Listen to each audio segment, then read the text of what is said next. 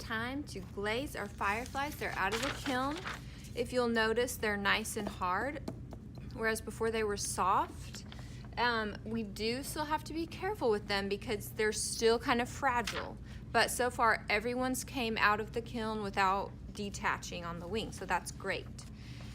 Just remember to handle with care. So if you look at the firefly, the real firefly, the outside shell is black. He's got some bits of red on his head, and his wings are kind of translucent.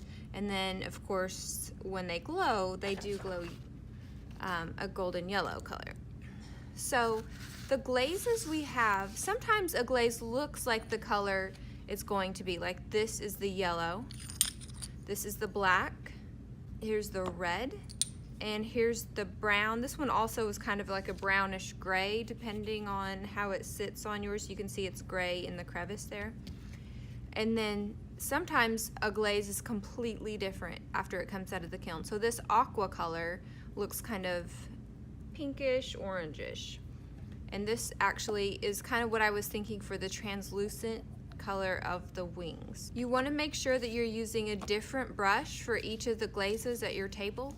Start however you want. I think I'm going to start at the bottom and work up. So I'm going to start with my yellow, and I'm going to have it glowing. Now there's one part of our fireflies that we never glaze, and that's the bottom because that's the part that touches the kiln.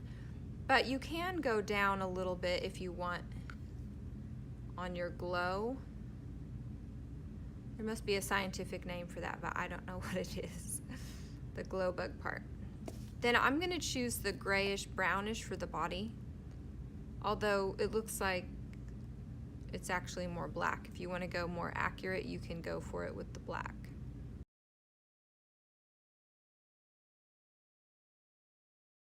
The next part up would be the wings.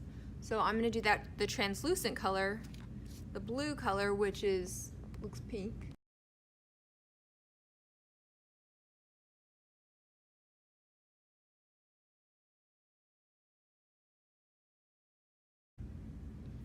I got a little black on my light blue. So I'm just going to scrape that away if I can reach it. And I'm just going to put a little more of this over that. And you can actually, after it dries, you can actually go through and just do a second coat on everything.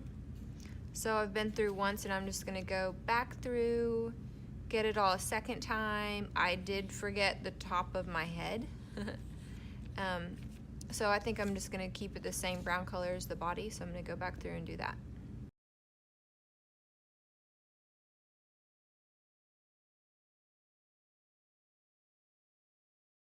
Okay, and he's all done. He looks a little crazy now, but we'll see how he turns out when he comes out of the kiln. Hopefully really beautiful.